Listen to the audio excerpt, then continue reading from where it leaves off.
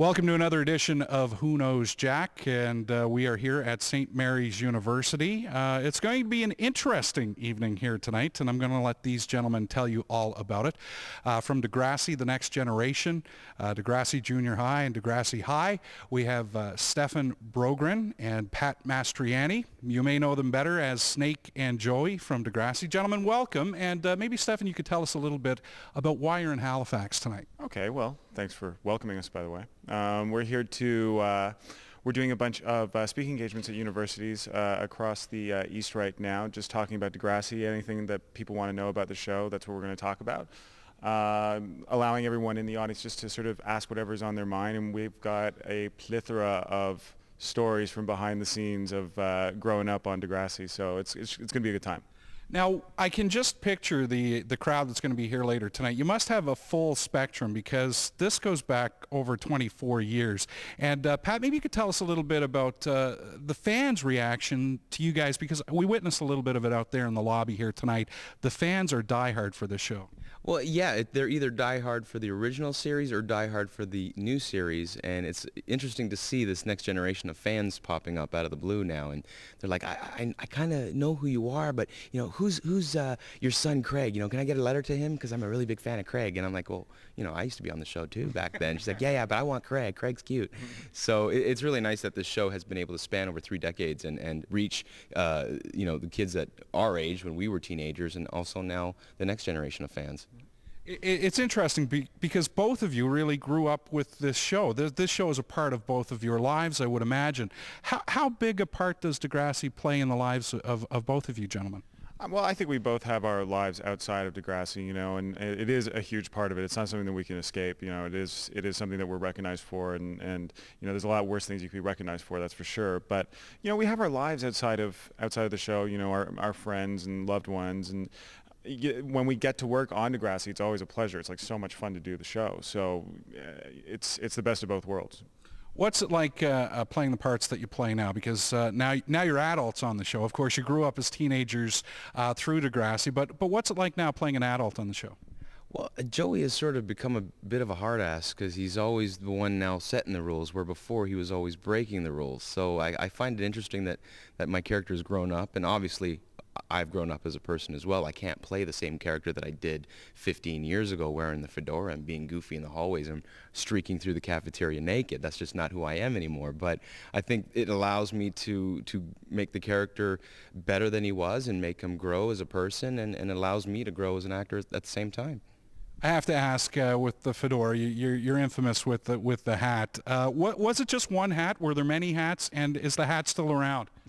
There are many hats. There were many types of hats. It started as a beret in the first season of Degrassi Junior High, but then we evolved it into the fedora, and that sort of became his calling card. I always begged the producers to let me do an episode or a scene without the hat, and they insisted upon it. They said it was part of his charm, his character, and I learned to embrace the hat and respect the hat and all that stuff. But I have one. My mom has one. I've given a few away to charity over the years, and I've even given them away to fans on the street over the years. So who knew that eBay was going to be so popular, huh? But no, it's great.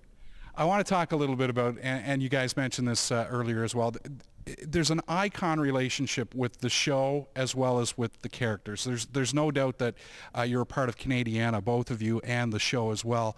What's that been like, knowing that you've been on many TVs for many people in Canada over the years?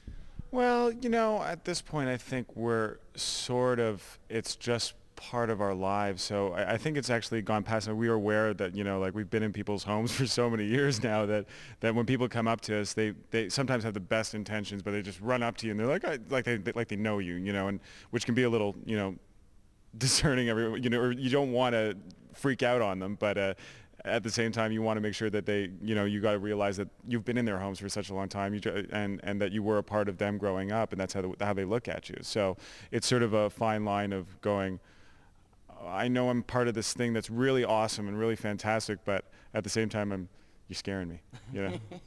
Now, when you guys were teenagers on the show, you dealt with some really risque things at the time. Now, so you see it a little more on television, and it's not such a big deal. But you crossed a barrier back then that a lot of TV shows just wouldn't touch. Are you proud of the fact that you tackled so many issues facing teens back then? Well, absolutely. I mean, we were even shocked ourselves from time to time when we were reading the script saying, are we really going to get away with this? Are the networks really going to air this? And sometimes they didn't. I mean, there were times when PBS down in the States said, no, we're not going to air these episodes where a teenage girl gets pregnant. Absolutely not. Same thing happened in the BBC in England. And the same thing's happening now with the new show, the Noggin, the station that runs it in the States.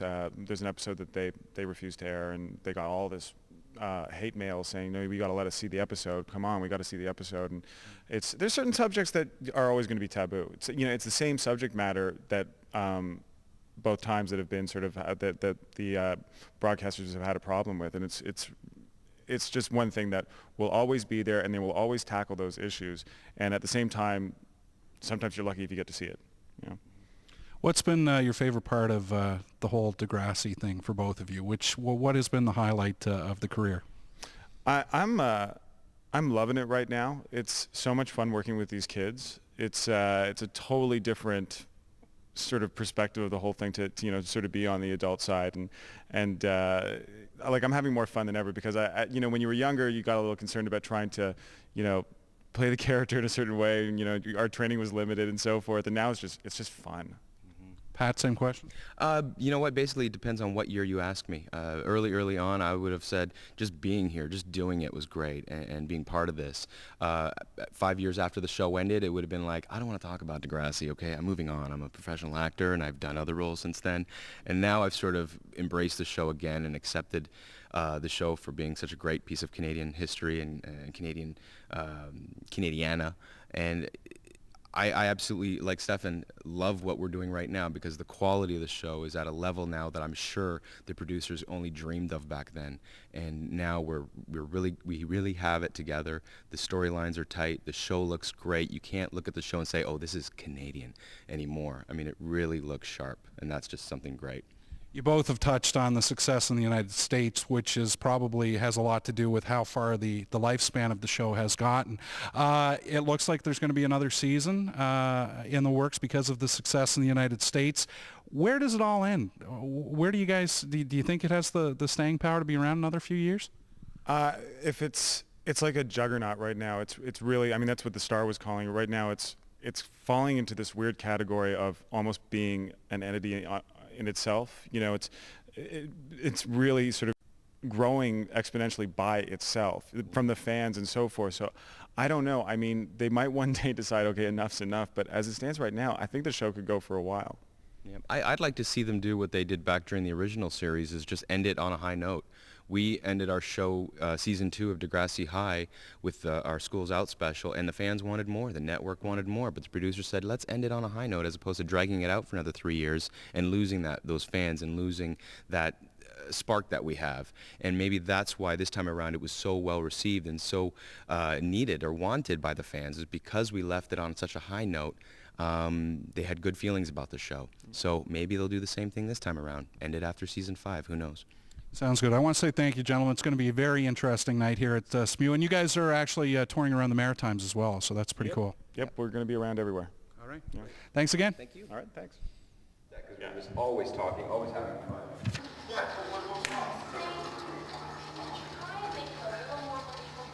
I'm here with the boxes where people can put their wardrobe, and they're stealing anything they can put it up here. Goes back. Like, we're really friendly here, and we don't mind if we take each other's stuff. So.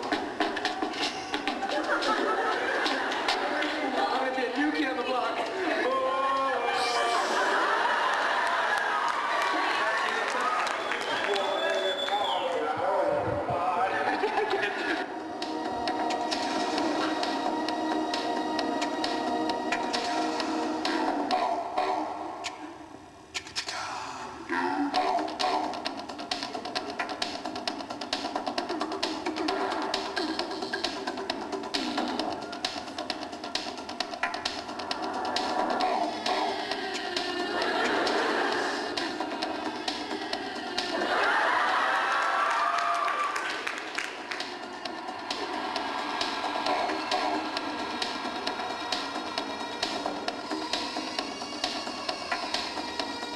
Tell me about sex.